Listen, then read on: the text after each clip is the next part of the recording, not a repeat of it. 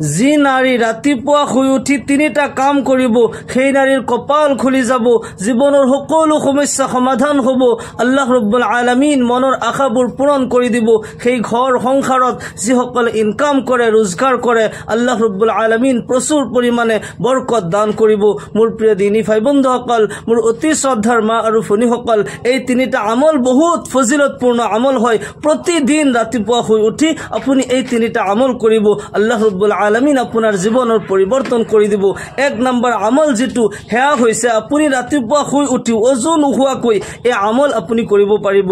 আৰু যেতিয়া আপুনি টোপনিৰ পৰা শাৰী পাই বিচনাত বহিয়েই এই দুআ আপুনি পঢ়িব, আলহামদুলিল্লাহিল্লাযী আহয়ানা বা'দামা আমাতানা ওয়া ইলাইহিন নুশুৰ। সৰ্বপ্ৰথম বিচনাৰ পৰা সাৰ পাই উঠি বহি এই ঠাইত বহি আপুনি অজু নোহোৱাকৈ এই দুআ পঢ়িব।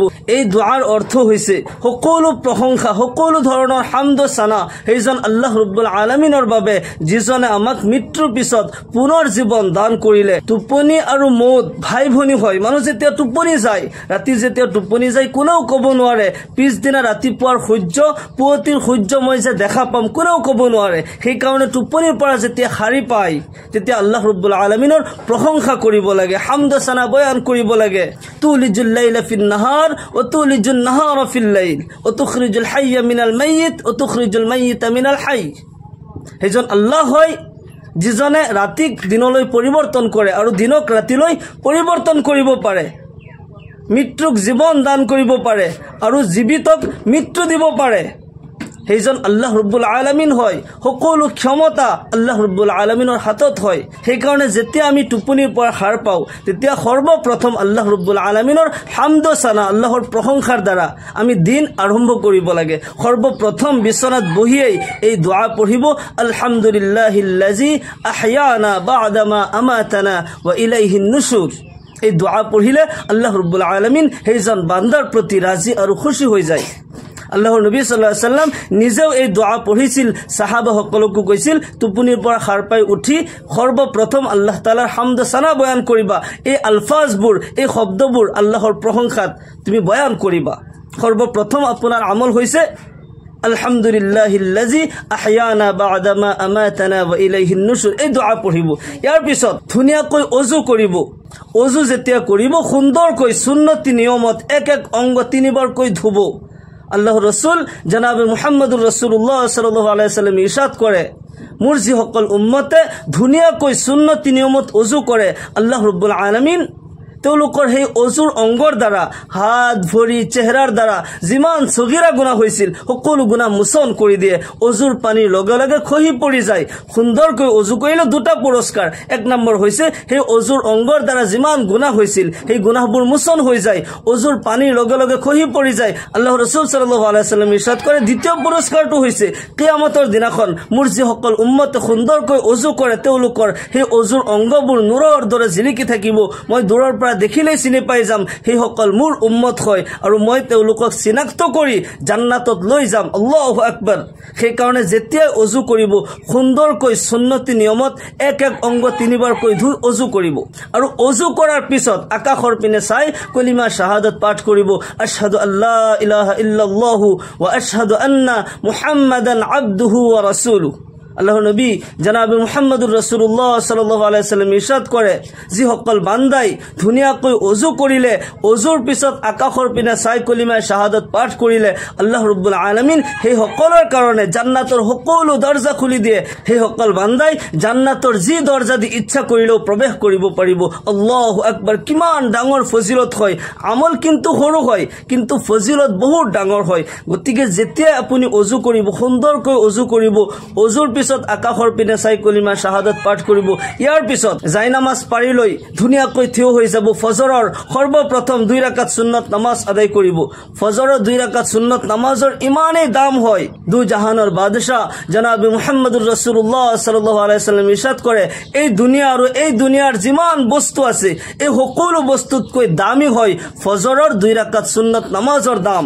যিজন ব্যক্তিয়ে ফজৰৰ 4 ৰাকাত নামাজ আদায় কৰিলে, 2 ৰাকাত সুন্নত 2 ৰাকাত ফৰজ নামাজ পঢ়িলে, সেইজন বান্দাৰ কাৰণে আল্লাহ ৰব্বুল আলামিন খুদ জিম্মাদাৰী লৈ লয় সেইজন বান্দাক শয়তানে পথভ্ৰষ্ট কৰিব নোৱাৰে, শয়তানে চক্ৰান্ত কৰি পথভ্ৰষ্ট কৰিব নোৱাৰে। সেইজনক কোনো মানৱ দানৱ পশু পক্ষী কোনো জীৱ জন্তুৱে সেইজন বান্দাক ক্ষয় ক্ষতি কৰিব নোৱাৰে, শয়তানেও ধোকা দিব নোৱাৰে, কিয়নো তাৰ জামিন খুদ আল্লাহ ৰব্বুল আলামিন হয়। সেইকাৰণে টোপনিৰ পৰা উঠি সৰ্বপ্ৰথম দুআটো পঢ়ি তাৰ পিছত ধুনীয়াকৈ অজু কৰি ফজৰৰ নামাজ আপুনি আদায় কৰি ল'ব। আৰু ফজৰৰ নামাজৰ পিছত এই মুছল্লাত বহি অলপমান তসবিহ তাহলিল কৰিব।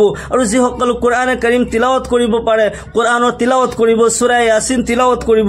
ইয়াৰ পিছত আপোনাৰ আমল আৰম্ভ হৈছে। ইয়াৰ পিছত আপুনি যিকোনো বস্তু ধৰে, যিকোনো বস্তুত হাত দিয়ে, সকলো বস্তুৰ আৰম্ভণিত, সকলো কামৰ আৰম্ভণিত আপুনি বিসমিল্লাহিৰ ৰহমানিৰ ৰহিম পঢ়িব। তেতিয়া আল্লাহ ৰব্বুল আলামিন সেই কামত বৰকত দিব, সেই কামত শয়তানৰ কোনো হাত নাথাকে। আল্লাহৰ ৰাসূল জনাব মুহাম্মদুৰ ৰাসূলুল্লাহ সাল্লাল্লাহু আলাইহি ওয়াসাল্লাম ইরশাদ করে, কুল্লু আমরিন জিবালিল লাম ইউবদা বিবিসমিল্লাহি ফাহুয়া আকতা আও আজজাম। প্রত্যেক ভাল কাম যেটো নেকি শরীয়তে মানা কৰা নাই, বাধা কৰা নাই, তেনেকুৱা ভাল কাম যাৰ আৰম্ভণিত বিসমিল্লাহ পঢ়া নহল, সেই কাম আধৰুৱা হৈ যায়, সেই কামত বেবৰকত হৈ যায়, সেই কামত শয়তানৰ হাত লাগি যায়। গতিকে আপুনি যিকোনো কাজ কৰ্ম কৰে, আপুনি ঘৰ ঝাৰু দি আছে, ঘৰ মুচি আছে, বাচন ধুই আছে, যিকোনো কাজ কৰ্ম কৰে, প্ৰত্যেক কামৰ আৰম্ভণিত আপুনি বিসমিল্লাহ পঢ়িব। তেতিয়া আল্লাহ ৰব্বুল আলামিন আপোনাক গাইবী ইমদাদ কৰিব। সেই কামত আল্লাহ ৰব্বুল আলামিন গাইবীভাৱে ফিৰিস্তাৰ যোগেদি আপোনাক সহায় কৰিব, সেই কামত বৰকত হ'ব। আপোনাৰ জীৱনত আল্লাহ ৰব্বুল আলামিন প্ৰচুৰ পৰিমাণে নিয়ামত দান কৰিব। প্ৰত্যেক কামৰ আৰম্ভণিতে আপুনি বিসমিল্লাহিৰ ৰহমানিৰ ৰহিম পঢ়িব। বিসমিল্লাহিৰ ৰহমানিৰ ৰহিম সম্পূৰ্ণ পঢ়িব নোৱাৰিলেও কমসে কম বিসমিল্লাহ বিসমিল্লাহ বুলি ক'লেও আল্লাহ তাআলাৰ নামৰ দ্বাৰা আৰম্ভ কৰা হৈছে। যেনেকৈ আপুনি প্ৰত্যেক কামৰ আৰম্ভণিতে গোটেই জীৱন এই আমল আপুনি কৰি থাকিব। যিকোনো কাজ কৰ্ম কৰে প্ৰত্যেক কামৰ আৰম্ভণিতে আল্লাহৰ নাম ল'ব। ইয়াৰ পিছত দ্বিতীয় আমল যেটো সেয়া হৈছে যাৰ লগতে আপোনাৰ সাক্ষাৎ হয়, যাকে আপুনি দেখা কৰিছে সেইজনক সালাম দিব। যেতিয়া সালাম দিব, ইজনে সিজনক যেতিয়া সালাম দিব, সালামৰ প্ৰচলন যেতিয়া হ'ব, তেতিয়া আপোনাৰ কাৰণে আল্লাহৰ ফেৰেশতাসকলে দুআ মাগফিৰাত কৰিব, তেওঁলোকে দুআ ইস্তিগফাৰ কৰি থাকিব। আল্লাহৰ ফেৰেশতাসকলে আপোনাৰ সালামতিৰ কাৰণে দুআ কৰি থাকিব।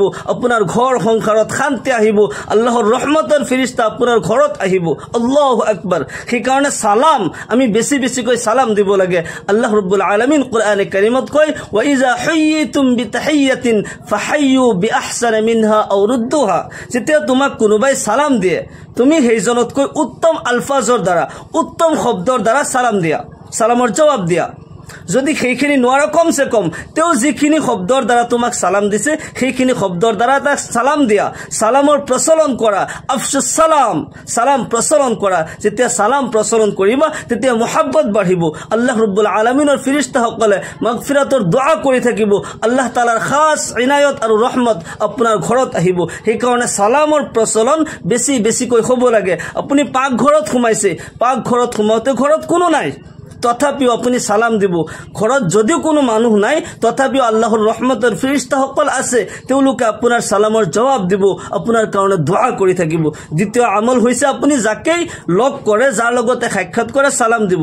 খালি ঘৰত সোমালেও সালাম দি সোমাব, পাক ঘৰত সোমালেও সালাম দি সোমাব। আসসালামু আলাইকুম ওয়া ৰাহমাতুল্লাহি ওয়া বাৰাকাতুহু। ইয়াৰ পিছত তৃতীয় আমল যেটো সেয়া হৈছে আপুনি এনি টাইম যিকোনো কাজ কৰ্ম কৰি আছে, চলাফুৰা কৰি আছে, এনেই বাঘৰ দি আছে, এনি টাইম আপুনি দুৰুদ শৰীফ পঢ়িব। বেছি বেছিকৈ যেতিয়া দুৰুদ শৰীফ পাঠ কৰিব তেতিয়া আল্লাহ ৰব্বুল আলামিন আপোনাৰ প্ৰতি ৰাজি আৰু খুশি হৈ যাব। আল্লাহর রাসূল জনাব মুহাম্মদুর রাসূলুল্লাহ সাল্লাল্লাহু আলাইহি ওয়াসাল্লাম ইরশাদ করে, মান সাল্লা আলাইয়া সালাতান ওয়াহিদাতান সাল্লাল্লাহু আলাইহি আশরান। যিজনে মোৰ ওপৰত এবাৰ দুৰুদ শৰীফ পাঠ কৰে আল্লাহ ৰব্বুল আলামিন সেইজনৰ ওপৰত 10টা ৰহমত অৱতীৰ্ণ কৰে। অন্য ৰিৱায়াতত আহিছে আল্লাহৰ ৰাসূল সাল্লাল্লাহু আলাইহি ওয়াসাল্লাম ইৰশাদ কৰে, এবাৰ দুৰুদ শৰীফ পাঠ কৰিলে নামায়ে আমলৰ পৰা 10টা গুনাহ মাফ হৈ যায়, 10টা ৰহমত অৱতীৰ্ণ হয়, 10টা মৰ্যাদা আল্লাহ ৰব্বুল আলামিনৰ আদালতত বুলন্দ হৈ যায়। আল্লাহু আকবাৰ। আল্লাহৰ ৰাসূল সাল্লাল্লাহু আলাইহি ওয়াসাল্লামে কয়, যিজনে পুৱা গধূলি 10 বাৰ কৈ মোৰ ওপৰত দুৰুদ শৰীফ পাঠ কৰে, ওয়াজাবাত লাহু শাফাআতি, সেইজনৰ কাৰণে শাফাআত কৰা, কিয়ামতৰ দিনাখন সুপাৰিশ কৰা মই নবীৰ কাৰণে ওয়াজিব হৈ যায়। আল্লাহু আকবাৰ।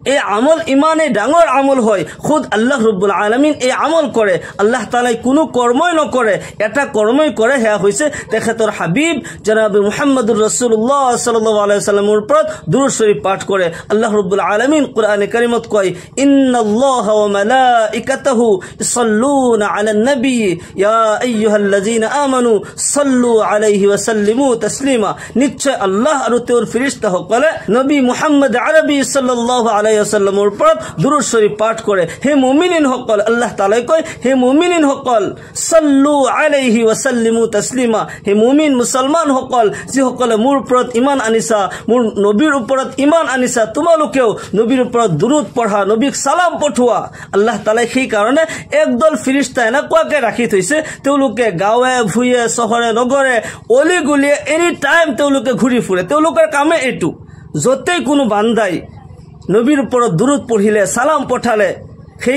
সেইজনৰ নাম তাৰ ঠিকনা লৈ নবী সাল্লাল্লাহু আলাইহি ওয়াসাল্লামৰ ৰওজাত নি পहुঁচাই দিয়ে নবীক সালাম জনায় আৰু কয় ইয়া ৰাসূলুল্লাহ সাল্লাল্লাহু আলাইহি ওয়াসাল্লাম অমুক ঠাইৰ পৰা আপোনাৰ অমুক প্ৰেমিকে আপোনাৰ অমুক উম্মতে আপোনাৰ ওপৰত দুৰুদ শৰীফ পাঠ কৰিছে ইয়া ৰাসূলুল্লাহ সাল্লাল্লাহু আলাইহি ওয়াসাল্লাম আপুনি সালাম গ্ৰহণ কৰক আপুনি দুৰুদ গ্ৰহণ কৰক আল্লাহৰ নবী সাল্লাল্লাহু আলাইহি ওয়াসাল্লাম সেই দুৰুদ সালাম গ্ৰহণ কৰে আৰু সেইজন উম্মতৰ কাৰণে দোয়া কৰে আৰু নবী সাল্লাল্লাহু আলাইহি ওয়াসাল্লামে খুদ যিজন উম্মতৰ কাৰণে দোয়া কৰে সেইজনৰ জীৱনত ৰহমত বৰকত আহি যায় আল্লাহ তাআলাৰ খাস ইনায়ত আহি যায় সেইজন ইহকাল পৰকালত কামিয়াব হয় সেই কাৰণে বেছিকৈ আমি দুৰুদ শৰীফ পাঠ কৰিব লাগে আটাইতকৈ সৰু এটি দুৰুদ শৰীফ আপুনি এনি টাইম পঢ়ি থাকিব পাৰে সাল্লাল্লাহু আলাইহি ওয়াসাল্লাম সাল্লাল্লাহু আলাইহি ওয়াসাল্লাম সাল্লাল্লাহু আলাইহি ওয়াসাল্লাম এনি টাইম পঢ়ি থাকিব আল্লাহ ৰব্বুল আলামিন জীৱনৰ সমস্যাবোৰ সমাধান কৰি দিব মনৰ আশাবোৰ পূৰণ কৰিব আল্লাহ ৰব্বুল আলামিন জীৱনৰ সকলো গুনাহ খাতা মাফ কৰি ইহকাল পৰকালত কামিয়াবি দান কৰিব মোৰ প্ৰিয় দিনী ভাই বন্ধুসকল আহক আজিৰ পৰাই আমি সকলোৱে এই আমল আৰম্ভ কৰোঁ সকলোৱে পুৰুষ মহিলা সকলোৱে প্ৰতিদিন ৰাতিপুৱা শুই উঠি ৰাতিপুৱাৰ পৰাই আমি আৰম্ভ কৰোঁ যে এই তিনিটা আমল কন্টিনিউ আমি প্ৰতিদিন যিমান দিন জীয়াই থাকো এই আমল কৰোঁ আল্লাহ ৰব্বুল আলামিন আমাক সকলোকে কোৱা আৰু শুনাতকৈ বেছি আমলৰ তৌফিক দান কৰক সকলোৱে আল্লাহুম্মা আমিন ওয়া আখিৰু দাওয়ানা আনিল হামদুলিল্লাহি ৰাব্বিল আলামিন আসসালামু আলাইকুম ওয়া ৰাহমাতুল্লাহি ওয়া বাৰাকাতুহু।